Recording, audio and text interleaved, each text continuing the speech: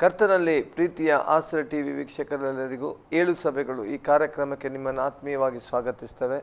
ಪ್ರಿಯ ವೀಕ್ಷಕರೇ, ಈ ಕಾರ್ಯಕ್ರಮದಲ್ಲಿ ನಾವು ಪ್ರಕಟಣೆ ಪುಸ್ತಕದಲ್ಲಿ ಬರೆಯಲ್ಪಟ್ಟಂಥ 7 ಸಭೆಗಳ ಕುರಿತಾಗಿ ನಾವು ಕಲಿತಾ ಇದ್ದೇವೆ. ಭಾಳಷ್ಟು ವಿಚಾರಗಳನ್ನು ಕಳೆದ ಅನೇಕ ಸಂಚಿಕೆಗಳಿಂದ ನಾವು ಕಲಿತಾ ಇದ್ದೇವೆ. ಪ್ರಕಟಣೆ ಪುಸ್ತಕ 2ನೇ ಅಧ್ಯಾಯದ 1ನೇ ವಾಕ್ಯದಲ್ಲಿ ದೂತನಿಗೆ ಬರೆ ಎಂಬುದಾಗಿ ವಿಷಯದಲ್ಲಿ ದೂತನ ಕುರಿತಾದಂಥ ಅನೇಕ ವಿಷಯಗಳನ್ನು ಈಗ ನಾವು ಮುಂದೆ ಕಲಿತಾ ಇದ್ದೇವೆ. ಕಳೆದ ಸಂಚಿಕೆಯಲ್ಲಿ ಬಿದ್ದು ಹೋದ ದೂತನ ಬಗ್ಗೆ ಕಲಿತೆವು. ಯಾವ ರೀತಿಯಲ್ಲಿ ಆ ದೂತಗಳು ದುರಾತ್ಮಗಳಾಗಿ ಮನುಷ್ಯನೊಳಗೆ ಯಾವ ರೀತಿಯಲ್ಲಿ ಕಾರ್ಯ ಮಾಡ್ತದೆ, ಅನೇಕ ವಿಚಾರಗಳನ್ನು ನಾವು ಈಗಾಗಲೇ ಕಲಿತಿದ್ದೇವೆ. ಇವತ್ತು ಸಹ ಕಲಿಯುವಿಕೆ ನಮ್ಮ ಮುಂದೆಯಲ್ಲಿದೆ. ದೇವಸೇವಕರಾದಂಥ ಪಾಸ್ಟರ್ ಸುನಿಲ್ ಜಾನ್ ಡಿಸೋಜ್ ಅವರು ನಮ್ಮದಲ್ಲಿದ್ದಾರೆ. ಅವ್ರನ್ನ ಈ ಕಾರ್ಯಕ್ರಮಕ್ಕೆ ಯೇಸು ಕ್ರಿಸ್ತನ ನಾಮದಲ್ಲಿ ಸ್ವಾಗತಿಸೋಣ. Pastor praise the lord. ಪಾಸ್ಟ್ರೆ, ಕಳೆದ ಸಂಚಿಕೆಯಿಂದ ದೂತನ ಬಗ್ಗೆ ಕಲಿಯುವುದರಲ್ಲಿ ದುರಾತ್ಮಗಳು, ಬಿದ್ದು ಹೋದ ದುರಾತ್ಮಗಳಾಗಿ ಮನುಷ್ಯನೊಳಗೆ ಹೇಗೆ ಕಾರ್ಯ ಮಾಡ್ತದೆ ಎಂಬುದಾಗಿ ತಿಳಿಸಿದ್ದೀರ. ಹೀಗೆ ಈಗ ದೇವದೂತರ ಬಗ್ಗೆ ನಮಗೆ ತಿಳಿಸ್ಬೋದು, ಅವರ ಕಾರ್ಯಗಳು. ನಾವು ಪ್ರಕಟಣೆ ಪುಸ್ತಕದ 2ನೇ ಅಧ್ಯಾಯದ 1ನೇ ವಾಕ್ಯ, ಎಫೆಸ ಸಭೆ ದೂತನಿಗೆ ಬರೆ, ಆ ಒಂದು ವಾಕ್ಯದಲ್ಲಿ ಇದ್ದೇವೆ ನಾವು. ಹೌದಲ್ಲ? ನಾವು ಕಳೆದ ಸಂಚಿಕೆಗಳಲ್ಲಿ ಲೂಸಿಫರ್ ಎಂಬಂಥ ಒಬ್ಬ ದೂತ, ಅವನು ಒಬ್ಬ ನಾಯಕನಾಗಿದ್ದ ದೇವದೂತರಿಗೆ ಮತ್ತು ದೇವರನ್ನು ಆರಾಧಿಸುವಂಥ ವ್ಯಕ್ತಿ ಆಗಿದ್ದ. ಅದು ಅವನು ಅಹಂಕಾರ ಬಂದಾಗ ಅವನಲ್ಲಿಂದ ದೊಬ್ಬಲ್ಪಟ್ಟ. ಅವನ ಜೊತೆಯಲ್ಲಿ ನಿಂತಹ ದೇವದೂತರ ಒಂದು ಗುಂಪು ದುರಾತ್ಮಗಳಾಗಿ ಮಾರ್ಪಟ್ಟರು. ಇವತ್ತು ಲೋಕದಲ್ಲಿ ಅವೇ ದುರಾತ್ಮ ಸೈನ್ಯಗಳಾಗಿ ಸೈತಾನೊಟ್ಟಿಗೆ ಸೇರಿ ಜನರು ವಂಚಿಸ್ತೇವೆ, ಅಪರಾಧ ಕೃತ್ಯಗಳನ್ನು ಮಾಡ್ತಾಯಿವೆ ಎಂಬುದಾಗಿ ನಾವು ಕಳೆದ ಸಂಚಿಕೆಗಳಲ್ಲಿ ನಾವು ಧ್ಯಾನ ಮಾಡ್ತಾನೆ ಬಂದಿದ್ದೇವೆ. ಅದೇ ರೀತಿ ದೇವದೂತರ ಸೇವೆ ಕೂಡ ಈಗ ನಾವು ಆದಿ ಕಾಲದಿಂದ ಮಲಾಖ್ಯವರೆಗೆ ಹಳೆ ಒಡಂಬಡಿಕೆಯನ್ನು ಇರುವಂಥ ದೇವದೂತ ಸೇವೆ ಧ್ಯಾನಿಸುವುದು ಅನೇಕ ವಿಷಯಗಳುಂಟು. ಇವತ್ತು ನಾವು ಮತ್ತಾಯದಿಂದ ಪ್ರಕಟಣೆವರೆಗಿರುವಂತಹ ಹೊಸ ಒಡಂಬಡಿಕೆಯಲ್ಲಿರುವ ದೇವದೂತರ ಸೇವೆ ಕುರಿತಾಗಿ ನಾವು ಸ್ವಲ್ಪ ಧ್ಯಾನ ಮಾಡೋಣ. ಅದು ನಮಗೆ ತುಂಬ ಆಶೀರ್ವಾದಕ್ಕೆ ಅದು ಕಾರಣವಾಗಿರ್ತದೆ. ಇಬ್ರಿಯ 1:13-14 ವಾಕ್ಯ ಓದಿ. ಆದರೆ ದೇವದೂತರಲ್ಲಿ ಯಾವನ ವಿಷಯವಾದರೂ ನಾನು ನಿನ್ನ ವಿರೋಧಿಗಳು ನಿನಗೆ ಪಾದಪೀಠವಾಗ ಮಾಡುವ ತನಕ ನನ್ನ ಬಲಗಡೆಯಲ್ಲಿ ಕೂತ್ಕೊಂಡಿರು ಎಂದಾದರೂ ಹೇಳಿದ್ದಾನು. ಇವರೆಲ್ಲರೂ ರಕ್ಷಣೆಯನ್ನು ಬಾಧ್ಯವಾಗಿ ಹೊಂದಬೇಕಾಗಿರುವವರ ಸೇವೆಗೋಸ್ಕರ ಕಳುಹಿಸಲ್ಪಡುವ ಊಳಿಗದ ಆತ್ಮಗಳಲ್ಲವೋ? ಹೌದು, ರಕ್ಷಣೆಯನ್ನು ಬಾಧ್ಯವಾಗಿ ಹೊಂದಬೇಕಾದವರು ಯಾರು? ನಾವು ರಕ್ಷಣೆ ಮಾನಸಾಂತರಪಟ್ಟು ಯೇಸು ಕ್ರಿಸ್ತನ್ನು ನನಗೋಸ್ಕರ ಕ್ರೂಜಿಯಲ್ಲಿ ಸತ್ತನು, ನನಗಾಗಿ ಹೂಣಲ್ಪಟ್ಟು ನನಗೆದ್ದು ಬಂದನು ಎಂಬಂಥ ಸತ್ಯವನ್ನು ಅದನ್ನು ರೆಕಗ್ನೈಸ್ ಮಾಡಿ ನಾವು ಅದನ್ನು ನಂಬಿ ಒಪ್ಪಿ ಅರಿಕೆ ಮಾಡಿ ನಂತರ ಯೇಸು ಕ್ರಿಸ್ತನು ನನ್ನ ರಕ್ಷಕನ ಒಡೆಯನಾಗಿ ಅಂಗೀಕಾರ ನಾವು ಯಾವಾಗ ಮಾಡ್ತೇವೆ, ಆ ದಿವಸ ರಕ್ಷಣೆ ಹೊಂದುತ್ತೆ. ಯಾವುದರಿಂದ? ಪಾಪದ ಶಿಕ್ಷೆಯಿಂದ. ಈಗ ಪಾಪದ ಶಕ್ತಿಯಿಂದ ನಾವು ಸಾಯುವವರೆಗೆ ರಕ್ಷಣೆ ಹೊಂದುತ್ತಾ ಇರ್ತೇವೆ. ಅಂದರೆ ಈಗ ಇದರ ಮಧ್ಯದಲ್ಲಿ ಪಾಸ್ಟರ್, ರಕ್ಷಣೆ ನಾನೀಗ ಹೊಂದಿದೆ, ಯೇಸು ಕ್ರಿಸ್ತನ ನನ್ನ ಸ್ವಂತ ರಕ್ಷಕನಾಗಿ, ಅಲ್ಲಿಗೆ ರಕ್ಷಣೆ ಕಂಪ್ಲೀಟ್ ಆಯ್ತು? ಇಲ್ಲ, ಈಗ ರಕ್ಷಣೆ ಹೊಂದುತ್ತಾ ಇದ್ದೇನೆ. ಯಾವುದರಿಂದ? ಪಾಪದ ಶಕ್ತಿಯಿಂದ. ಒಂದು ದಿವಸ ಬರ್ತಾರೆ, ಪಾಪದ ಸಾನ್ನಿಧ್ಯದಿಂದ ರಕ್ಷಣೆ ಹೊಂದ್ತೇನೆ. ಯೇಸು ಕ್ರಿಸ್ತನ ಹಾಗೆ ನಾನು ಪೂರ್ಣವಾಗಿ ಬದಲಾಗುತ್ತೇನೆ. ಯಾವಾಗ? ಅದು ರೂಪಾಂತರ ಶರೀರದೊಂದಿಗೆ ಕಾಣಿಸಲ್ಪಡುತ್ತೇನೆ. ಅದು ಯೇಸುವಿನ ರಹಸ್ಯ ಭರಣದಲ್ಲಿ. ಹಾಗೆ ಕೆಲವು ಕಡೆಯಲ್ಲಿ ಇವತ್ತು ಬೋಧನೆ ಹೀಗಿದೆ, ನೀವು ರಕ್ಷಣೆ ಹೊಂದಿದರೆ ಸಾಕು, ಅಲ್ಲಿಗೆ ಮುಗಿತೆ ಎಂಬುದಾಗಿ. ಅದು ತಪ್ಪಾದ ಬೋಧನೆ. ಇಲ್ಲ, ಖಂಡಿತವಾಗಿ ನಾನು ಹೇಳಿಕೆ ಇಷ್ಟಪಡ್ತೇನೆ. ರಕ್ಷಣೆ ಹೊಂದಿದವರು ರಕ್ಷಣೆ ಕಳ್ಕೊಳ್ಳೋಕ್ಕೆ ಸಾಧ್ಯತೆ ಇದೆ. ಮತ್ತು 24:13 ಕೊನೆಯವರೆಗೂ ನಿಲ್ಲುವವನು ತಾಳುವವನು ರಕ್ಷಣೆ ಹೊಂದುವನೆಂಬುದಾಗಿ ವಾಕ್ಯ ಬರ. ಕೊನೆಯವರೆಗೆ ಅಂದರೆ ಸಾಯುವವರೆಗೆ, ಮರಣದ ದಿನವರೆಗೂ ನಾವು ನಂಬಿಕೆಯನ್ನು ಕಾಪಾಡಿಕೊಳ್ಬೇಕು. ಹಾಗೆ ಇಲ್ಲದಿದ್ದರೆ ಒಂದೇ ರಕ್ಷಣೆ ಹೇಗೆ ಬೇಕಾದ ಜೀವನ ಮಾಡಬಹುದು. ಇಬ್ರಿ 11ನೇ ಅಧ್ಯಾಯದಲ್ಲಿ ನಂಬಿಕೆ ವೀರರ ಪಟ್ಟಿಯಲ್ಲಿ ನೋಡುತ್ತೆ ಎಷ್ಟು ಅವರು ಸಹಿಸಿಕೊಂಡ್ರು. ಕೆಲವು 33ನೇ ವಾಕ್ಯದಿಂದ ಓದಿದರೆ ಇಬ್ರಿ 11ನೇ ಅಧ್ಯಾಯದಲ್ಲಿ ಕೆಲವರನ್ನು ತಲ್ವಾರಲ್ಲಿ ಕಡಿದರು, ಸಾಯಿಸಿದರು, ಕೆಲವರು ಬೆಂಕಿಯಲ್ಲಿ ಹಾಕಿ ಸಾಯಿಸಿದರು, ಉರಿಯು ಎಣ್ಣೆಯಲ್ಲಿ ಹಾಕಿ ಸಾಯಿಸಿದರು, ಅನೇಕ ವಿಧವಾಗಿ ಹಿಂಸೆ ಕೊಟ್ಟು ಸಾಯಿಸಿದ್ದಾರೆ. ಅವರು ಆ ರೀತಿ ಸಾಯುವ ಅವಶ್ಯಕತೆಯೇ ಇರಲಿಲ್ಲಲ್ಲ. ರಕ್ಷಣೆ ಹೊಂದಿದ್ದು ಎಂಜಾಯ್ ಮಾಡುವ, ಹೇಗೆ ಬೇಕಾದ ಜೀವನ ಮಾಡುವ, ಮುಗೀತು. ರಕ್ಷಣೆ ಹೊಂದಿತ್ತು, ಯಾಕೆ ಕಷ್ಟಪಡಬೇಕು, ಯಾಕೆ ಸಾಕ್ಷಿಯಾಗಿ ಜೀವಿಸಬೇಕು? ಹೌದಲ್ಲ? ಅವರು ಹಿಂಸೆ ಪಡುವಂಥ ಅವಶ್ಯಕತೆಯೇ ಇರಲಿಲ್ಲ. ಅಪೊಸ್ತಲ ಕೃತ್ಯದಲ್ಲಿ ಇರುವಂಥ ಅಪೊಸ್ತಲರು ಹಿಂಸೆ ಪಡುವ ಅವಶ್ಯಕತೆ ಇತ್ತ? ಹಿಂಸೆ ಒಂದು ಸಾಯುವ ಅವಶ್ಯಕತೆ ಇಲ್ಲ. ರಕ್ಷಣೆ ಹೊಂದಿದ್ದೇವೆ. ನಂಬಿಕೆಯನ್ನು ಕಾಪಾಡಿಕೊಳ್ಳೋ ಅವಶ್ಯಕತೆ ಇತ್ತು ಅವರು ಇಲ್ಲ. ರಕ್ಷಣೆ ಹೊಂದಿದ್ದೇವಲ್ಲ, ಎಂಜಾಯ್ ಮಾಡುವ, ಹೇಗೆ ಬೇಕಾದ ಲೋಕವನ್ನು ಅನುಭವಿಸುವ. ತಪ್ಪಾದ ಉಪದೇಶ ಇದು. ನಂಬಿಕೆ ರಕ್ಷಣೆ ಅಂದಮೇಲೆ ನಂಬಿಕೆಯನ್ನು ಕಾಪಾಡಿಕೊಳ್ಬೇಕು. ಒಂದು ವಾಕ್ಯ ಅದು ಕೊಲೊಸ್ಸೆ 1:23. ನೀವು ಕೇಳಿದಂಥ ಆಕಾಶದ ಕೆಳಗಿರುವ ಸರ್ವಸೃಷ್ಟಿಗೆ ಸಾರಲ್ಪಟ್ಟಂಥ ಸುವಾರ್ತೆಯಿಂದ ಉಂಟಾದ ನಿರೀಕ್ಷೆಯನ್ನು ಬಿಟ್ಟು ತೊಲಗಿ ಹೋಗದೆ ಅಸ್ಥಿವಾರದ ಮೇಲೆ ನಿಂತು ಸ್ಥಿರವಾಗಿದ್ದು ನಂಬಿಕೆಯಲ್ಲಿ ನೆಲೆಗೊಂಡಿರುವುದಾದರೆ. ನಂಬಿಕೆಯಲ್ಲಿ ನೋಡಿ, ಅಸ್ಥಿವಾರದಲ್ಲಿ ನಿಂತು ಸ್ಥಿರವಾಗಿದ್ದು ನಂಬಿಕೆಯಲ್ಲಿ ನೆಲೆಗೊಳ್ಳುವುದಾದರೆ ಆ ಪದವಿ ನಿಮಗೆ ಪ್ರಾಪ್ತವಾಗ್ತದೆ, ಆ ಪೊಸಿಷನ್ ನಮಗೆ ಪ್ರಾಪ್ತವಾಗ್ತದೆ. ಕ್ಲಿಯರ್ ಉಂಟು ವಾಕ್ಯದಲ್ಲಿ. ಸ್ವಾರ್ಥದಿಂದ ಉಂಟಾದ ನಿರೀಕ್ಷೆಯನ್ನು ಬಿಡಬಾರದು, ಬಿಟ್ಟು ತೊಲಗಿ ಹೋಗಬಾರದು. ಅಸ್ಥಿವಾರದಲ್ಲಿ ನಿಂತು ಸ್ಥಿರವಾಗಿದ್ದು ನಂಬಿಕೆಯಲ್ಲಿ ನೆಲೆಗೊಳ್ಳಬೇಕು. ಹಾಗಾದರೆ ಮಾತ್ರ ಆ ಪದವಿ ನಮಗೇನಾಗ್ತದೆ, ಪ್ರಾಪ್ತವಾಗ್ತದೆ ಅಂತ ಸತ್ಯವೇದನ್ನು ನೋಡ್ತೇವೆ ನಾವು. ರಕ್ಷಣೆ ಒಂದು ದೊಡ್ಡ ವಿಷಯ. ನಾನು ಯಾವಾಗಲೂ ಪ್ರಸಂಗಗಳಲ್ಲಿ ವಿದೇಶಗಳಲ್ಲಿ ಅನೇಕ ಹೇಳಿದ್ದೇನೆ. ಅನೇಕರು ಹೇಳುವಂಥದ್ದೇನೆಂದರೆ ಅದ್ಭುತಗಳ ದೊಡ್ಡ ಅದ್ಭುತ ರಕ್ಷಣೆ ಹೊಂದುವಂಥದ್ದು ಒಬ್ಬ ವ್ಯಕ್ತಿ. ನಾನು ಅದಕ್ಕೆ ಸೇರಿಸಿ ಹೇಳುವಂಥದ್ದು, ಅದ್ಭುತಗಳಲ್ಲಿ ಇನ್ನೂ ದೊಡ್ಡ ಅದ್ಭುತ ಇದೆ, ರಕ್ಷಣೆ ಹೊಂದಿದ ವ್ಯಕ್ತಿ ಪರಲೋಕಕ್ಕೆ ಹೋಗಿ ಸೇರುವಂಥದ್ದು. ರಕ್ಷಣೆ ಹೊಂದಿಗೆ ತುಂಬ ಜನ ಹೊಂದುತ್ತಾರೆ. ದೊಡ್ಡ ದೊಡ್ಡ ಕೂಟಗಳಲ್ಲಿ ಯೇಸುವನ್ನು ಅಂಗೀಕಾರ ಮಾಡ್ರಿ ಅಂತ ಹೇಳಿದ್ರೆ ಸಾವಿರಾರು ಜನ ಅಂಗೀಕಾರ ಮಾಡ್ತಾರೆ. ಮತ್ತೆ ಅವ್ರು ಎಲ್ಲಿದ್ದಾರೆ ಗೊತ್ತಿಲ್ಲ, ಯಾವ ಸಭೆಗೆ ಹೋಗ್ತಾರೋ, ಸಭೆಯಲ್ಲಿ ಇರ್ತಾರೋ, ಆರಾಧಿಸ್ತಾರೋ ಯೇಸುವನ್ನು ಗೊತ್ತಿಲ್ಲ. ಸಭೆ ದೇವಜನ ಅನ್ನಿನಲ್ಲಿ ಇರ್ತಾರೋ ಗೊತ್ತಿಲ್ಲ, ಬೆಳೀತಾರೋ ಗೊತ್ತಿಲ್ಲ. ರಕ್ಷಣೆ ಒಂದು ದೊಡ್ಡ ವಿಷಯವಲ್ಲ. ರಕ್ಷಣೆ ಅನೇಕರು ಹೊಂದ್ತಾರೆ. ಹೊಂದಿದ ನಂತರ ಕ್ರಿಸ್ತನಲ್ಲಿದ್ದವರು ಜೀವಿಸ್ತಾರ, ನಂಬಿಕೆಗಾಗಿ ಜೀವನ ಮಾಡ್ತಾರ. ಎಷ್ಟೋ ನಾವು ಹಳ್ಳಿಗೆ ಹೋಗಬೇಕು, ನಂಬಿಕೆಗೋಸ್ಕರ ಎಷ್ಟು ಜನ ಹಿಂಸೆ ಪಡ್ತಾ ಇದ್ದಾರೆ, ಸ್ವಂತ ಮನೆಯಿಂದ ಹೊರಗೆ ಹಾಕಲ್ಪಡ್ತಾ ಇದ್ದಾರೆ. ಅವ್ರು ರಾಜ ಮಾಡಿ ಜೀವಿಸ್ಬೋದಲ್ಲ. ನಂಬಿಕೆಯನ್ನು ಕಾಪಾಡಿಕೊಳ್ಳೋ ಅವಶ್ಯಕತೆ ಉಂಟಾ ಅವರಿಗೆ? ಇಲ್ಲ. ಈ ರೀತಿ ಒಂದು ಸತ್ಯ ಆದರೆ ನಂಬಿಕೆಗೋಸ್ಕರ ನಿಲ್ತ ಜೀವ ಹೋದರೂ ಕೂಡ ಅವರು ನಂಬಿಕೆ ಬಿಡಲ್ಲ, ಕ್ರಿಸ್ತನಿಗಾಗಿ ಜೀವಿಸ್ತಾನೆ. ಸ್ಟೇಫನ ಕಲ್ಲೆಸೆದು ಕೊಲ್ಲಲ್ಪಟ್ಟ, ಅವನು ರಾಜ್ಯ ಮಾಡಿ ಜೀವಿಸ್ಬೋದಿತ್ತು. ಅವನಿಗೆ ಲೋಕದೊಟ್ಟಿಗೆ ರಾಜ್ಯ ಮಾಡ್ಬೋದು, ಸಂಧಾನ ಮಾಡಿಕೊಂಡು ಜೀವನ ಮಾಡ್ಬೋದಿತ್ತು. ಹೇಗಾದ್ರೆ ರಕ್ಷಣೆ ಹೊಂದಿದ್ದಾನಲ್ಲ, ಹೇಗಾದ್ರೂ ಜೀವನ ಮಾಡುವ. ರಕ್ಷಣೆ ಕಳ್ಕೊಳ್ಳೋದಿಲ್ಲ ಇನ್ನು ಅಲ್ಲ. ಅಂದರೆ ಸುಳ್ಳು ಉಪದೇಶಗಳು ಇವತ್ತಿನ ದಿವಸಗಳಲ್ಲಿ ನಾವು ನೋಡ್ತೇವೆ. ಆದ ಕಾರಣ ವಾಕ್ಯವನ್ನು ಚೆನ್ನಾಗಿ ಕಲಿಯಬೇಕು. ಆ ವಾಕ್ಯದಲ್ಲಿ ನಾವು ನಿಲ್ಲಬೇಕು, ನೆಲೆಯಾಗಿ ನಿಲ್ಲಬೇಕು. ಈ ಉಪದೇಶ ಅನೇಕರಿಗೆ ಇವತ್ತು ಬೇಡ. ಸತ್ಯೋಪದೇಶಕ್ಕೆ ಅನೇಕರು ಏನು ಮಾಡ್ತಾರೆ, ಕಿವಿಯನ್ನು ಮುಚ್ಚುತ್ತಾರೆ. ಈ ಉಪದೇಶ ಮಾತ್ರ ರಕ್ಷಿಸ್ತದೆ ನಮ್ಮನ್ನು. ಹಾಗೆ ಇಬ್ರಿಯ 1:13-14 ಹೋಗಿದ್ದ ವಾಕ್ಯ ಪ್ರಕಾರ ರಕ್ಷಣೆಯನ್ನು ಬಾಧ್ಯವಾಗಿ ಹೊಂದಬೇಕಾದವರ ಸೇವೆಗಾಗಿ ಕಳಿಸಲ್ಪಟ್ಟಂಥ ಉಳಿಗದ ಆತ್ಮಗಳು ದೇವದೂತರು. ಅಂದರೆ ನಮಗೋಸ್ಕರ ಸೇವೆಗಾಗಿ ಕಳಿಸಲ್ಪಡುವ ಉಳಿಗದ ಆತ್ಮಗಳು ದೇವದೂತರಾಗಿದ್ದಾರೆ. ದೇವದೂತ ನಮ್ಮ ಸೇವೆ ಮಾಡುವುದಕ್ಕೆ ಸಿದ್ಧರಾಗಿದ್ದಾರೆ. ಅನೇಕ ದೇವಜನರಿಗೆ ಇದು ಗೊತ್ತಿಲ್ಲ. ದೇವದೂತರಿಗೆ ಕೆಲಸ ಕೊಡಬೇಕು, ಸೇವೆ ಕೊಡಬೇಕು. ಮಿಕಾಯಲನೇ ನನ್ನ ಮನೆ ಕಾಯು, ದೇವದೂತರೇ ನನ್ನ ಕುಟುಂಬವನ್ನು ಕಾಯಿ, ನನ್ನ ವಾಹನವನ್ನು ಕಾಯಿ, ದೇವದೂತ ನಮ್ಮನ್ನು ಕಾಯಿ. ನಾವು ಈಗ ಪ್ರಯಾಣದಲ್ಲಿ ಹೋಗ್ತಾ ಇದ್ದೇವೆ, ದೇವದೂತರಿಗೆ ನಾವು ಸೇವೆ ಕೊಡಬೇಕು. ಉಳಿಗ ಅಂದರೆ ಉಳಿಗದ ಆತ್ಮ ಸೇವೆ, ನಮ್ಮ ಸೇವೆ ಮಾಡಲಿಕ್ಕೋಸ್ಕರವಾಗಿ ಇರುವಂಥ ಆತ್ಮಗಳು ದೇವದೂತರೆಂಬುದಾಗಿ ಸ್ಪಷ್ಟವಾಗಿ ನಾವು ನೋಡ್ತೇವೆ. ಇನ್ನೊಂದು ವಿಷಯ ಹೇಳಬೇಕಾದ್ರೆ, ದೇವರ ಸಮ್ಮುಖದಲ್ಲಿ ನಿಲ್ಲುವಂಥ 7 ದೇವದೂತರಿದ್ದಾರೆ. ಒಂದು ವಾಕ್ಯ ಓದಿ, ಪ್ರಕಟಣೆ 8:2. ಆಗ ದೇವರ ಸನ್ನಿಧಿಯಲ್ಲಿ ನಿಂತಿರುವ 7 ಮಂದಿ ದೇವದೂತರನ್ನು ಕಂಡೆ. ಎಲ್ಲಿ ನಿಂತಿರುವ? ದೇವರ ಸನ್ನಿಧಿ. ದೇವರ ಸನ್ನಿಧಿಯಲ್ಲಿ ನಿಂತಿರುವ 7 ಮಂದಿ ದೇವದೂತರು ಕಂಡೆನು. ದೇವರ ಸನ್ನಿಧಿಯಲ್ಲಿ ನಿಂತಿರುವಂಥ 7 ಮಂದಿ ದೇವದೂತರಿದ್ದಾರೆ. ಈ 7 ದೂತರ ಬಗ್ಗೆ ಪೂರ್ಣವಾದ ವಿವರಣೆ ಇಲ್ಲ. ಮಿಕಾಯಲನ ಬಗ್ಗೆ ಮತ್ತು ಗಬ್ರಿಯಲನ ಬಗ್ಗೆ ಸತ್ಯವೇದದಲ್ಲಿ ಅನೇಕ ಕಡೆಗಳಲ್ಲಿ ಬರೆಯಲ್ಪಟ್ಟಿದೆ. ಅದರ ಸ್ಕ್ರಿಪ್ಚರ್ ಸಹಿತ ನಾವು ಧ್ಯಾನ ಮಾಡ್ತೇವೆ. ಮತ್ತು ರಫೇಲ್ ಎಂಬ ದೇವದೂತನ ಬಗ್ಗೆ ತೋಬೀತ್ ಎಂಬಂಥ ಪುಸ್ತಕದಲ್ಲಿ ಬರೆಯಲ್ಪಟ್ಟಿದೆ.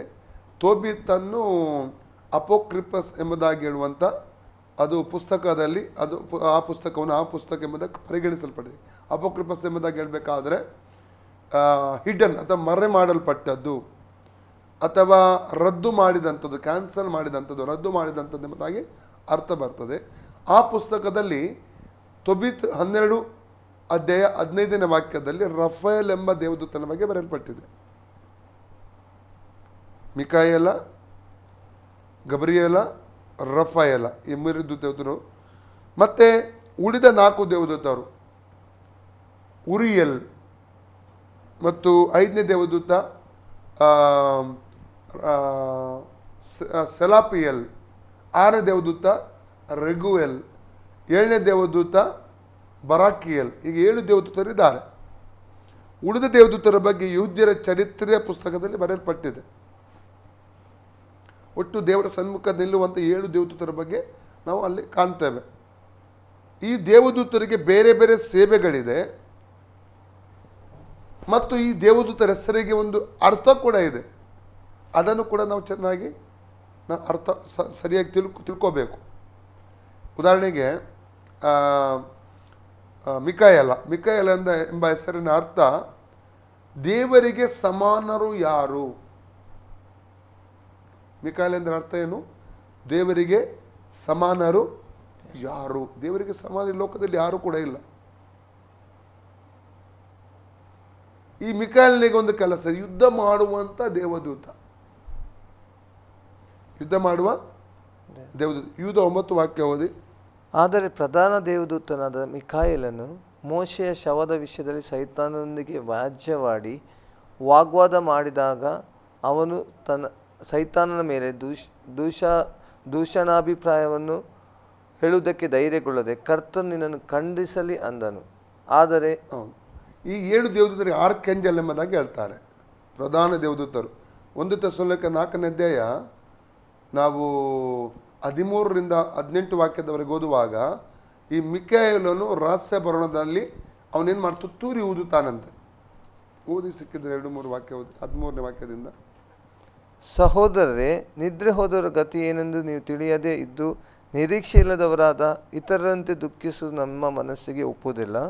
ಯೇಸು ಸತ್ತು ಜೀವಿತನಾಗಿ ಎದ್ದನೆಂದು ನಾವು ನಂಬಿದ ಮೇಲೆ ಅದರಂತೆ ಯೇಸುವಿನಲ್ಲಿದ್ದುಕೊಂಡು ನಿದ್ರೆ ಹೋದವರನ್ನು ಸಹ ದೇವರು ಆತನೊಡನೆ ಕರೆದುಕೊಂಡು ಬರುವನೆಂದು ನಂಬಬೇಕಲ್ಲವೇ? ನಾವು ಕರ್ತನ ಮಾತಿನ ಆಧಾರದಿಂದ ನಿಮಗೆ ಹೇಳುವುದೇನೆಂದರೆ, ಕರ್ತನು ಪ್ರತ್ಯಕ್ಷನಾಗುವವರೆಗೂ ಜೀವದಿಂದುಳಿದಿರುವ ನಾವು ನಿದ್ರೆ ಹೋದವರಿಗಿಂತ ಮುಂದಾಗುವುದೇ ಇಲ್ಲ. ಕರ್ತನು ತಾನೇ ಆಜ್ಞಾಘೋಷದೊಡನೆ ಪ್ರಧಾನ ದೂತನ ಶಬ್ದದೊಡನೆಯೂ. ಪ್ರಧಾನ ದೂತನ ಶಬ್ದ. ಈ ಪ್ರಧಾನ ದೂತ ಯಾರು? ಮಿಕಾಯೇಲ. ಹಿಬ್ರಿ 10:12 ದಾನಿಯೇಲ 10:12ರಿಂದ ಓದಿ. ದಾನಿಯೇಲನ ಪುಸ್ತಕ 10:12ನೇ ವಚನದಿಂದ. ಆಮೇಲೆ ಅವನು ನನಗೆ, ದಾನಿಯೇಲನೇ, ಭಯಪಡಬೇಡ.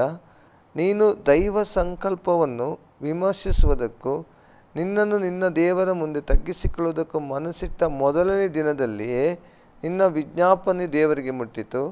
ಆ ವಿಜ್ಞಾಪನೆ ನಿಮಿತ್ತವೇ ನಾನು ಬಂದೆನು. ಪಾರಸಿಯ ರಾಜ್ಯದ ದಿವ್ಯ ಪಾಲಕನು 21 ದಿವಸ ನನ್ನನ್ನು ತಡೆಯಲು ಇಗೋ, ಪ್ರಧಾನ ದಿವ್ಯ ಪಾಲಕರಲ್ಲೊಬ್ಬನಾದ ಮಿಕಾಯೇಲ್ ನನ್ನ ಸಹಾಯಕ್ಕೆ ಬಂದನು. 20-21 ಕೊಡುವುದು ಅದರಲ್ಲಿ. ಅವನು ನನಗೆ ಹೀಗೆ ಹೇಳಿದನು, ನಾನು ನಿನ್ನ ಬಳಿಗೆ ಏಕೆ ಬಂದನೆಂದು ನಿನಗೆ ಗೊತ್ತಲ್ಲವೇ? ಈಗ ನಾನು ಪಾರಸಿಯ ರಾಜ್ಯದ ದಿವ್ಯ ಪಾಲಕನೊಂದಿಗೆ ಹೋರಾಡಲು ಹಿಂದಿರುಗಬೇಕು. ನಾನು ಆ ಹೋರಾಟವನ್ನು ತೀರಿಸಿದ ಕೂಡಲೇ ಆಹಾ, ಗ್ರೀಕ್ ರಾಜ್ಯದ ದಿವ್ಯ ಪಾಲಕನು ಎದುರು ಬೀಳುವನು. ಆದರೂ ಸತ್ಯ ಶಾಸನದಲ್ಲಿ ಲಿಖಿತವಾದದನ್ನು ಈಗ ನಿನಗೆ ತಿಳಿಸುವೆನು. ಇವರಿಬ್ಬರೊಂದಿಗೆ ಹೋರಾಡುವಲ್ಲಿ ನಿಮ್ಮ ಪಾಲಕನಾದ ಮಿಕಾಯೇಲನು ಹೊರತು ನನಗೆ ಬೆಂಬಲರಾಗತಕ್ಕವರು ಇನ್ನಾರೂ ಇಲ್ಲ. ಇದಕ್ಕೆ ಒಂದು ಅರ್ಥ ಇದೆ. ಒಂದೊಂದು ದೇಶಕ್ಕೆ ಒಂದೊಂದು ಅರಸ ಇದ್ದಾನೆ ಅಥವಾ ಪ್ರೆಸಿಡೆಂಟ್ ಇದ್ದಾನೆ. ಅದು ಪ್ರಧಾನಮಂತ್ರಿ ಎಂಬುದಾಗಿ ಕೂಡ ಹೇಳ್ಬೋದು. ಈಗ ಪ್ರಧಾನಮಂತ್ರಿ, ಅವಾಗ ಅರಸ ಇದ್ದರು. ಅದೇ ರೀತಿಯಲ್ಲಿ ದುರಾತ್ಮಗಳ ದೊರೆತನ ಕೂಡ ಅಲ್ಲಿ ಇದೆ. ಅಲ್ಲಿ ಒಬ್ಬ ದುರಾತ್ಮ ಆ ಒಂದು ದೇಶದಲ್ಲಿ ಆಳ್ವಿಕೆ ಮಾಡ್ತಾ ಉಂಟು. ಅರ್ಥ ಇದಲ್ಲ? ಪಾರಸಿಯ ಪಾಲಕ ಅಂದರೆ ಪಾರಸಿಯ ದೇಶದಲ್ಲಿ ಒಂದು ಆತ್ಮಿಕ ಲೋಕದಲ್ಲಿ ದೊರೆತನ ಮಾಡುವಂಥ ದುರಾತ್ಮ ಸೈತಾನ. ಗ್ರೀಕ್ ದೇಶದ ಪಾಲಕ ಅಂದರೆ ಗ್ರೀಕ್ ದೇಶದ ಆಳ್ವಿಕೆ ಮಾಡುವಂಥ ದುರಾತ್ಮ, ಅವು ರೂಲ್ ಮಾಡುವಂಥದ್ದು. ನಾವು ಎಫೆಸ 6ನೇ ಅಧ್ಯಾಯದಲ್ಲಿ 12ನೇ ವಾಕ್ಯ ಓದುವಾಗ ಅಧಿಕಾರಗಳು, ರಾಜ್ಯತ್ವಗಳು, ಅಂಧಕಾರದ ದುರತನಗಳು ಆಕಾಶ ಮಂಡಲಿರುವ ದುರಾತ್ಮ ಸೇನೆಗಳೊಟ್ಟಿಗೆ ನಮಗೆ ಇರುವಂಥ ಯುದ್ಧ ಅಂತ ಅಲ್ಲಿ ಬರೆಯಲ್ಪಟ್ಟಿದೆ. ಈ ಅಂಧಕಾರ ದುರತನಗಳಿವೆ. ಹಾಗಾದರೆ ಮಿಕಾಯಲನ ಒಂದು ಕೆಲಸ ಯುದ್ಧ ಮಾಡುವಂಥದ್ದು ನಮಗೋಸ್ಕರ. ಅವನು ಪ್ರಧಾನ ದೂತ ಅಲ್ಲಿ ಒಬ್ಬನೇ ನಿಲ್ಲುವುದಿಲ್ಲ, ಅವನೊಂದಿಗೆ ದೇವದೂತರ ಸೈನ್ಯವೇ ನಿಂತಿರ್ತದೆ. ಇನ್ನೊಂದು ಚೆನ್ನಾಗಿ ಅರ್ಥ ಮಾಡ್ಕೋಬೇಕು, ಒಬ್ಬ ದೇವದೂತನ ಶಕ್ತಿ ಎಷ್ಟಿದೆ ಗೊತ್ತುಂಟ? ಅವಾಗ ಕಳೆದ ಸಂಚಿಕೆಗಳಲ್ಲಿ ನಾವು ಧ್ಯಾನಿಸಿದ್ದೇವೆ. 2 ಅರಸು 19:35 37 ವಾಕ್ಯ ಓದುವುದಾದರೆ 1,85,000 ಶಸ್ತ್ರಸಜ್ಜಿತ ಸೈನಿಕರನ್ನು ನಾಶ ಮಾಡುವಂಥ ಶಕ್ತಿ ಒಬ್ಬ ದೇವದೂತನಿಗಿದೆ. ಅಷ್ಟು ಬಲಶಾಲಿಗಳು. ಆ್ಯಕ್ಚುಲಿ ಅಷ್ಟು ಶಕ್ತಿ ಅಲ್ಲ, ಅಲ್ಲಿ ಇದ್ದದ್ದು ಅಷ್ಟೇ ಸೈನಿಕರು. 1 ಕೋಟಿ 10 ಕೋಟಿ ಶಸ್ತ್ರಸಜ್ಜಿತ ಸೈನಿಕರು ಒಂದೇ ಕ್ಷಣದಲ್ಲಿ ನಾಶ ಮಾಡುವಂಥ ಸಾಮರ್ಥ್ಯ ಈ ದೇವದೂತರಿಗಿದೆ, ಒಬ್ಬ ದೇವದೂತನಿಗಿದೆ. ಅಷ್ಟು ಬಲಶಾಲಿಗಳು ಆ ದೇವದೂತರಾಗಿದ್ದಾರೆ. ನಮಗೋಸ್ಕರ ಯುದ್ಧ ಮಾಡಲಿಕ್ಕೋಸ್ಕರವಾಗಿ ಅವರಿದ್ದಾರೆ. ಈಗ ಮಿಕಾಯಲ ಎಂಬ ಹೆಸರಿನ ಅರ್ಥ ದೇವರಿಗೆ ಸಮಾನರು ಯಾರು, ಆ ಹೆಸರಿನ ಅರ್ಥ. ಇವನ ಕೆಲಸ ಅಥವಾ ಇವನ ಸೇವೆ ಏನೆಂದರೆ ನಮಗಾಗಿ ಯುದ್ಧ ಮಾಡುವಂಥ, ದೇವಜನರಿಗೋಸ್ಕರವಾಗಿ ಯುದ್ಧ ಮಾಡ್ತಾನೆ ಅವನು. ದುರಾತ್ಮ ಸೇನೆಗಳೊಟ್ಟಿಗೆ ನಾವು ಕೆಲಸ ಕೊಡಬೇಕು. ಈ ದೇಶದಲ್ಲಿ ಯೇಸುಪುರದಲ್ಲಿರುವಂಥ ದುರಾತ್ಮಗಳನ್ನು ಮಟ್ಟ ಹಾಕಬೇಕು, ನಮಗೆ ಯುದ್ಧ ಮಾಡಬೇಕಂತ ಅವರಿಗೆ ಕೆಲಸ ಕೊಡಬೇಕು. ಮಿಕಾಯಲನಿಗೆ ನಾವು ಆಗ ಯೇಸುಪುರದಲ್ಲಿರುವ ದುರಾತ್ಮ ಶಕ್ತಿಗಳನ್ನು ಮಟ್ಟ ಹಾಕಿ ಬಿಡ್ತಾನೆ ಅವನು. ದೇವರ ಸೇವೆ ಬೆಳೆಯುತ್ತದೆ, ಆಶೀರ್ವಾದ ಹೊಂದುತ್ತದೆ. ಎರಡನೇದಾಗಿ ಗಬ್ರಿಯಲ. ನಾವು 9:21 ಓದಿ. ಅದೇ ದಾನಿಯೇಲ 9:21. ಪ್ರಾರ್ಥಿಸುತ್ತಿರುವಾಗಲೇ ಮೊದಲು ನನ್ನ ಕನಸಿನಲ್ಲಿ ಕಂಡ ಗಬ್ರಿಯೇಲ್ ಎಂಬ ಪುರುಷನು ಹಸುರುಸರಾಗಿ ಹಾರಿ ಬಂದು ಸಂಧ್ಯಾ ನೈವೇದ್ಯ ಸಮಯದಲ್ಲಿ. ಹೌದು, ಇದನ್ನು ನಾವು ಲೂಕ 1:19, ಲೂಕ 1:8-10, ಲೂಕ 1:26 ಮರಿಯಳಿಗೆ ಕೂಡ ಅಲ್ಲಿ ಜಕರಿಯನಿಗೆ ಸಾನಿಕ ಅವನ ತಂದೆಗೆ ಸಂದೇಶ ಕೊಡಲಿಕ್ಕಾಗಿ ಬಂದ. ಇಲ್ಲಿ ಲೂಕ 1:26 ಮರಿಯಳಿಗೆ ಸಂದೇಶ ಕೊಡಲಿಕ್ಕಾಗಿ ಬಂದ. ಅಂದರೆ ಸಂದೇಶವಾಹಕ. ಈ ದೂತನ ಸೇವೆ ಏನಾಗಿದೆ? ಸಂದೇಶವನ್ನು ತರುವಂಥದ್ದು. ಪರಲೋಕದಿಂದ ಸಂದೇಶಗಳನ್ನು ದೇವಜನರ ಬಳಿಗೆ ಉತ್ತರಗಳನ್ನು ತರುವಂಥದ್ದು ಒಂದು ಸೇವೆಯನ್ನು ಇವರು ಮಾಡ್ತಾರೆ. ಗಬ್ರಿಯೇಲ್ ಎಂಬುದಾಗಿ ಹೇಳುವಂಥ ಹೆಸರಿನ ಅರ್ಥ ದೇವರು ನನ್ನ ಬಲವಾಗಿದ್ದಾನೆ. God is my strength. ದೇವರು ನನ್ನ ಬಲವಾಗಿದ್ದಾನೆಂಬುದಾಗಿ ಅರ್ಥವನ್ನು ಕೊಡುವಂಥ ಒಂದು ಹೆಸರು ಗಬ್ರಿಯೇಲ್ ಎಂಬುದಾಗಿ ತಿಳ್ಕೊಳ್ಳುವಂಥದ್ದಾಗಿದೆ. ಹಾಗಿದೆ ಈ ದೇವದೂತನಿಕ ಸೇವೆ ಏನಾಗಿದೆ? ಸಂದೇಶ ತೆಗೆದುಕೊಂಡು ಬರುವಂಥದ್ದು. ಮೂರನೇದಾಗಿ ರಫಾಯಲ. ಆವಾಗಲೇ ಹೇಳಿದಂತೆ ತೋಬಿತ, ಆ ಒಂದು ಅಪೋಕ್ರಿಫಸ್ ಎಂಬುದಾಗಿ ಹೇಳುವಂಥ ಆ ಪುಸ್ತಕದಲ್ಲಿ ಲೆಕ್ಕಿಸಲ್ಪಟ್ಟಿದೆ. ಅಂದರೆ ಅಪೋಕ್ರಿಫಸ್ ಎಂಬುದಾಗಿ ಹೇಳಬೇಕಾದ್ರೆ ಅದು ಹಿಡನ್, ಅಂದರೆ ಮರೆ ಮಾಡಿದ್ದು ಅಥವಾ ಕ್ಯಾನ್ಸಲ್, ರದ್ದು ಮಾಡಿದ್ದೆಂಬುದಾಗಿ ಅರ್ಥ ಬರ್ತದೆ. ಅದು ಸತ್ಯವೇದದಲ್ಲಿ ಅದು ಪರಿಗಣಿಸಲ್ಪಡಲಿಲ್ಲ, ಸತ್ಯವೇದದಲ್ಲಿ ಸೇರಿಸಲ್ಪಡಲಿಲ್ಲ ಆ ಪುಸ್ತಕ. ಅದು ತೋಬಿತ 12:15 ವಾಕ್ಯದಲ್ಲಿ ರಫೇಲನ ಕುರಿತಾಗಿ ನಾವಲ್ಲಿ ಕಾಣ್ತೇವೆ. ರಫೇಲ್ ಎಂಬ ಹೆಸರಿನ ಅರ್ಥ ದೇವರೇ ನನ್ನ ಸ್ವಸ್ಥತೆ, ದೇವರು ನನ್ನ ಸೌಖ್ಯವಾಗಿದ್ದಾನೆ ಎಂಬುದಾಗಿ ಅರ್ಥ ಬರುತ್ತದೆ. ಈತನ ಕೆಲಸವಾಗಿರುವಂಥದ್ದು ಸ್ವಸ್ಥತೆಯನ್ನು ತೆಗೆದುಕೊಂಡು ಬರುವುದಾಗಿತ್ತು. ಅಲ್ಲಿ ಇವತ್ತು ಆ ಸ್ವಸ್ಥತೆಯ ದೇವರು, ಆಶೀರ್ವಾದ ದೇವರು, ಬಿಡುಗಡೆ ದೇವರು ನಮ್ಮ ಒಳಗೆ ವಾಸ ಮಾಡ್ತಾ ಇದ್ದಾನೆ. ಅದು ಇವುಗಳಿಗೆ, ಈ ದೇವದೂತರಿಗೆ ಒಂದು ಕೆಲಸ ಇದೆ, ಸೇವೆ ಇದೆ, ಅದರ ಕುರಿತಾಗಿ ನಾವು ಧ್ಯಾನ ಮಾಡ್ತಿರುವಂಥದ್ದು. ಓಕೆ. ಮತ್ತು ನಾಲ್ಕನೇದಾಗಿ ದೇವದೂತ ಉರಿಯಲ್ ಎಂಬುದಾಗಿ ಹೇಳುವ ಹೆಸರಿನ ಅರ್ಥ ದೇವರು ನನ್ನ ಬೆಳಕು, ದೇವರು ನನ್ನ ಬೆಳಕಾಗಿದ್ದಾನೆ. ಇವನ ಕೆಲಸ ಪ್ರಾರ್ಥನೆಗೆ ಉತ್ತರಗಳನ್ನು ತೆಗೆದುಕೊಂಡು ಬರುವಂಥದ್ದಾಗಿದೆ. ದೇವಜನರ ಪ್ರಾರ್ಥನೆಗೆ ಉತ್ತರ ತೆಗೆದುಕೊಂಡು ಬರುವಂಥದ್ದು. 5ನೇ ದೇವದೂತ ಸಲಾಪಿಯಲ ಎಂಬ ಹೆಸರಿನ ಒಂದು ಅರ್ಥ ಇದೆ. ದೇವರು ಪ್ರಾರ್ಥನೆಗೆ ಉತ್ತರ ಕೊಡುತ್ತಾನೆಂಬುದಾಗಿ ಅರ್ಥ. ದೇವರು ಪ್ರಾರ್ಥನೆಗೆ ಉತ್ತರ ಕೊಡುತ್ತಾನೆಂಬುದಾಗಿ ಅರ್ಥ. ಈತನು ಕೂಡ ಪ್ರಾರ್ಥನೆಗೆ ಉತ್ತರವನ್ನು ತೆಗೆದುಕೊಂಡು ಬರುವಂಥ ಒಂದು ಸೇವೆಯನ್ನು ಆತನು ಮಾಡ್ತಾನೆ. 6ನೇದಾಗಿ ರಘುವೇಲ, 6ನೇ ದೂತ, ಪ್ರಧಾನ ದೂತ ರಘುವೇಲ ಎಂಬುದಾಗಿ ಹೇಳುವ ಹೆಸರಿನ ಅರ್ಥ ದೇವರು ನನ್ನ ಸ್ನೇಹಿತನೆಂಬುದಾಗಿ ಅರ್ಥ ಬರ್ತದೆ. ಸತ್ಯವೇದದಲ್ಲಿ ಅಬ್ರಹಾಮನು ದೇವರ ಸ್ನೇಹಿತ ಎಂಬುದಾಗಿ ಕರೆಯಲ್ಪಟ್ಟ. 3 ಕಡೆ ಬರೆಯಲ್ಪಟ್ಟಿದೆ. 2 ಪೂರ್ವಕಾಲ 20:7 ವಾಕ್ಯ, ಏಷ್ಯ 41:8, ಯಾಕೋಬ 2:23 ನಾವು ನೋಡ್ತೇವೆ. ದೇವರು ನಮ್ಮನ್ನು ಸ್ನೇಹಿತರಾಗಿ ಕರೆದಿದ್ದಾನೆ. ಯೋಹನ ಸುವಾರ್ತೆ 15:10-11 ವಾಕ್ಯದಿಂದ ನಾವು ಕಂಟಿನ್ಯೂ ಓದುವ 15-16 ವಾಕ್ಯದಲ್ಲಿ ಓದುವಾಗ ಯೇಸು ನಮ್ಮ ಸ್ನೇಹಿತರು ನಿಮ್ಮದಾಗಿ ಕರೆದಿರುವುದನ್ನು ನೋಡುತ್ತೇವೆ. ದೇವರು ನನ್ನ ಸ್ನೇಹಿತ. ಈ ರಿಗುವೇಲನ ಕೆಲಸ ಯುದ್ಧ ಮಾಡುವಂಥದ್ದು, ಈತನ ಕೂಡ ಕೆಲಸವಾಗಿದೆ. 7ನೇದಾಗಿ ಇರುವಂಥ ದೇವದೂತನ ಒಂದು ಹೆಸರಾಗಿದೆ ಬರಾಕಿಯಲ. ಬರಾಕಿಯಲ ಅಂದರೆ ದೇವರು ನನ್ನ ಆಶೀರ್ವಾದವಾಗಿದ್ದಾನೆ ಎಂಬುದಾಗಿ ಅರ್ಥ ಬರ್ತದೆ. ದೇವರೇ ನಮಗೆ ಆಶೀರ್ವಾದ. ಈತನ ಕೆಲಸ ಆಶೀರ್ವಾದಗಳನ್ನು ಬಿಡುಗಡೆ ಮಾಡುವಂಥದ್ದು, ಕಟ್ಟಲ್ಪಟ್ಟವರನ್ನು ಬಿಡಿಸುವಂಥ ಒಂದು ಕೆಲಸ ಅಥವಾ ಸೇವೆಯನ್ನು ಈತನು ಮಾಡ್ತಾನೆ. 7 ದೇವದೂತರಿಗೊಂದು ಕೆಲಸ ಇದೆ, ಬೇರೆ ಬೇರೆ ಸೇವೆಗಳು ಕೊಡಲ್ಪಟ್ಟಿದೆ. ಯಹೂದ್ಯರ ನಂಬಿಕೆ ಪ್ರಕಾರ 7 ದೇವದೂತರು 7 ದಿವಸಗಳಲ್ಲಿ ಕೆಲಸ ಮಾಡ್ತಾರೆ ಎಂಬುದಾಗಿ ಅವರ ನಂಬಿಕೆ. ನಾನು ಹೇಳುವಂಥದ್ದು ಅವರ ನಂಬಿಕೆ. ಉದಾಹರಣೆಗೆ ಮೀಕಾಯಲನಿಗೆ ಕೊಡಲ್ಪಟ್ಟಂಥ ಒಂದು ದಿವಸ ಅದು ಭಾನುವಾರ. ಅವರ ನಂಬಿಕೆ ಹೇಳೋದು, ನನ್ನ ನಂಬಿಕೆ ಅಲ್ಲ, ಅವರ ನಂಬಿಕೆ ಹೇಳ್ತಾ ಇದ್ದೇನೆ. ಮತ್ತು ಗಬ್ರಿಯಲ ಸೋಮವಾರ, ರಫಾಯಲ ಮಂಗಳವಾರ, ಉರಿಯಲ ಬುಧವಾರ, ಸಲಾಪಿಯಲ ಗುರುವಾರ, ರೆಗುವೆಲ ಶುಕ್ರವಾರ, ಬರಾಕಿಯಲ ಶನಿವಾರ. ಒಂದು ದಿವಸ ಒಂದೊಂದು ದೇವದವರು ಕಾಯ್ತಾರೆ, ನಮ್ಮನ್ನು ಕಾಪಾಡ್ತಾರೆ. ಒಂದೊಂದು ದಿವಸ ಒಬ್ಬೊಬ್ಬರು ಕೆಲಸ ಮಾಡ್ತಾರೆ. ಒಬ್ಬ ದೇವದ ಮಿಕಾಯಲ ಭಾನುವಾರ ಆದರೆ ಉಳಿದ 6 ದಿವಸ ರಜೆ ಮಾಡಿಕೊಳ್ಳುವುದಲ್ಲ ಅವರ ನಂಬಿಕೆ ಹೇಳುವಂಥದ್ದು. ಆದರೆ ದೇವರ ವಾಕ್ಯ ಪ್ರಕಾರವಾಗಿ 24 ಗಂಟೆ 365 ದಿವಸ ನಮ್ಮನ್ನು ಕಾಯ್ತಾರೆ, ಪ್ರೊಟೆಕ್ಟ್ ಮಾಡ್ತಾರೆ. ನಮ್ಮ ಸೇವೆಯನ್ನು ಈ ದೇವತರು ಮಾಡ್ತಾರೆ. ಕೀರ್ತನೆ 91:11-12 ವಾಕ್ಯ ಓದುವಾಗ, ನಿನ್ನ ಕಾಲು ಕಲ್ಲಿಗೆ ತಗಲದಂತೆ ಈ ದೇವದೂತರು ಎತ್ತಿಕೊಳ್ಳೋರು ನಮ್ಮನ್ನು ಕಾಯ್ತಾರೆ, ಕಾಪಾಡ್ತಾರೆ. ಇಬ್ರಿಯ 1:13-14 ಪ್ರಕಾರ ರಕ್ಷಣೆಯನ್ನು ಬಾಧ್ಯವಾಗಿ ಪಡೆದುಕೊಳ್ಳಬೇಕಾದ ಅವರ ಸೇವೆಗಾಗಿ ಕಳಿಸಲ್ಪಟ್ಟಂಥ ಊಳಿಗದ ಆತ್ಮಗಳು ಈ ದೇವದೂತರು ನಮ್ಮ ಸೇವೆಯನ್ನು ಮಾಡ್ತಾರೆ. ದೇವದೂತರನ್ನು ಕೊಟ್ಟಿದ್ದೇ ನಮ್ಮ ಸೇವೆ ಮಾಡುವುದಕ್ಕಾಗಿ. ಅದು ಅವ್ರ ಕೆಲಸ ನಾವು ಕೊಡಬೇಕು. ಎಲ್ಲಿವರೆಗೆ ನಾವು ದೇವದೂತರಿಗೆ ಕೆಲಸ ಕೊಡೋದಿಲ್ಲ ಅಲ್ಲಿವರೆಗೆ ದೇವದೂತ ನಮಗೇನು ಕೂಡ ಮಾಡಲಿಕ್ಕೆ ಆಗಲ್ಲ. ನಾವು ಅರಿಕೆ ಮಾಡಿ ವಾಕ್ಯವನ್ನು ಹೇಳಬೇಕು, ಅವ್ರಿಗೆ ಹೇಳಬೇಕು. ವಾಕ್ಯವನ್ನು ಮಾತಾಡುವಾಗ ದೇವದೂತರಿಗೆ ಕೆಲಸ ಸಿಗ್ತದೆ, ಅವರು ನಮಗೋಸ್ಕರ ಕೆಲಸ ಮಾಡ್ತಾರೆ. ಹಣೆಗೊಳ್ಬೇಕು ಅನೇಕ ಉದಾಹರಣೆಗಳುಂಟು.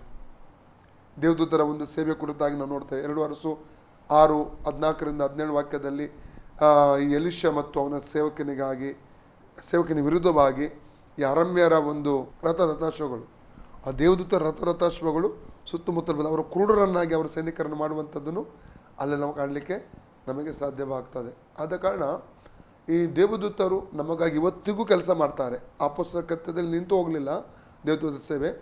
ಇವತ್ತಿಗೂ ದೇವದೂತರು ರಕ್ಷಣೆ ಹೊಂದಿದವರ ದೇವಜನರಿಗೋಸ್ಕರ, ದೇವರ ಸಭೆಗೋಸ್ಕರ ಕೆಲಸ ಮಾಡ್ತಾರೆ, ಮಾಡಲಿಕ್ಕೆ ಸಿದ್ಧವಾಗಿದ್ದಾರೆ. ನಾನು ಮತ್ತು ನೀವು ಅವ್ರಿಗೆ ಕೆಲಸ ಕೊಟ್ಟರೆ ಅವರು ಕೆಲಸ ಮಾಡ್ತಾರೆ. ವಾಕ್ಯ ಅರಿಕೆ ಮಾಡುವಾಗ ನಾವು ಅವ್ರ ಕೆಲಸ ಮಾಡಲಿಕ್ಕೆ ಆರಂಭಿಸುತ್ತಾರೆ. ಯಾವಾಗಲೂ ವಾಕ್ಯವನ್ನೇ ಮಾತಾಡಬೇಕು. ಅಪನಂಬಿಕೆ ಮಾತಾಡಿ ದುರಾತ್ಮ ಕೆಲಸ ಮಾಡ್ತದೆ. ನಾನು ಸಾಯ್ತಾನೆ, ಮರಣದ ಆತ್ಮ ಬರ್ತಾನೆ. ಅಲ್ಲಿ ನನಗೆ ಜೀವಿಸುವುದಿಲ್ಲ, ಮರಣದ ಆತ್ಮ ಬರ್ತಾನೆ. ಕ್ಯಾನ್ಸರ್ ಆಗಿರ್ಬೋದು, ರೋಗದ ಆತ್ಮ ಬರ್ತಾನೆ. ಹಾಗೆ ನಾವು ವಾಕ್ಯ ಆರೈಕೆ ಮಾಡೋದು, ಅದು ಇದೆ, ಅದು ರೋಗ ಇದೆ, ವೇದನೆ ಇದೆ, ಸಮಸ್ಯೆ ಇದೆ, ಅದನ್ನು ನೋಡೋದು, ಅದನ್ನು ಮಾತಾಡೋದಲ್ಲ. ವಾಕ್ಯ ಮಾತಾಡು ದೇವದೂತರು ಬಂದು ನಮಗೋಸ್ಕರವಾಗಿ ಆಕ್ಟಿವ್ ಆಗಿ ಕೆಲಸ ಮಾಡ್ತಾರೆ. ದೇವದೂತರಿಗೆ ನಾವು ಕೆಲಸ ಕೊಡಬೇಕು. ಉಳಿದ ವಿಷಯಗಳನ್ನು ಮುಂದಿನ ಸಂಚಿಕೆಯಲ್ಲಿ ನಾವು ಧ್ಯಾನ ಮಾಡೋಣ. ಪ್ರಿಯ ವೀಕ್ಷಕರೇ, ದೇವದೂತರ ಸೇವೆ ಕುರಿತಾಗಿ ಮತ್ತು ಪ್ರಧಾನ ದೇವದೂತರ ಕುರಿತಾಗಿ ದೇವಸೇವಕರು ಹೇಳಿದರು. ಇವತ್ತು ನಮ್ಮ ರಕ್ಷಣೆಗೋಸ್ಕರ ಊಳಿಗದ ಆತ್ಮಗಳಾಗಿ ದೇವದೂತರು ಸೇವೆ ಮಾಡಲಿಕ್ಕೆ ನಮಗೆ ಕರ್ತನು ನೇಮಿಸಿದ್ದಾನೆ, ಇಟ್ಟಿದ್ದಾನೆ. ಆದ್ದರಿಂದ ಈ ದೇವದೂತರ ಸೇವೆ ನಮಗಿರೋದ್ರಿಂದ ನಾವು ಭಯಪಡದೆ ನಾವು ನಂಬಿಕೆಯಲ್ಲಿ ವಾಕ್ಯದಲ್ಲಿ ದೃಢವಾಗಿ ನಿಲ್ಲೋಣ, ಅರಿಕೆ ಮಾಡೋಣ ಎಂಬುದಾಗಿ ದೇವಸೇವಕರು ಹೇಳಿದರು. ಅದೇ ರೀತಿ ನಾವು ಮುಂದುವರಿಯೋಣ. ನಮ್ಮ ರಕ್ಷಣೆಗೋಸ್ಕರ ದೇವದೂತರು ಸದಾ ಸಿದ್ಧರಾಗಿರುತ್ತಾರೆ ಎಂಬುದಾಗಿ ಹೇಳುತ್ತಾ ಇವತ್ತಿನ ಕಾರ್ಯಕ್ರಮನ ಮುಗಿಸಲಿಕ್ಕೆ ಬಯಸ್ತೇವೆ. ನಮ್ಮದಲ್ಲಿ ಆಶ್ರಯ ಟಿವಿಯಲ್ಲಿ ಬಂದು ವಿಸ್ತಾರವಾಗಿ ದೇವದೂತರ ಕುರಿತಾಗಿ ಈ 7 ಸಭೆಗಳ ಕಾರ್ಯಕ್ರಮದಲ್ಲಿ ತಿಳಿಸಿಕೊಟ್ಟಂಥ ದೇವಸೇವಕರಿಗೆ ಆಶ್ರಯ ಟಿವಿ ಪರವಾದಂಥ ವಂದನೆಗಳು. ಅಷ್ಟು ಪ್ರೈಸ್ ದಿ ಲಾರ್ಡ್. ಇನ್ನೊಂದು ಸಂಚಿಕೆಯಲ್ಲಿ ಬರುವವರೆಗೆ ತಪ್ಪದೆ ವೀಕ್ಷಿಸಿ ನಿಮ್ಮ ನೆಚ್ಚಿನ ಆಸರೆ ಟಿವಿ. ವಂದನೆಗಳು.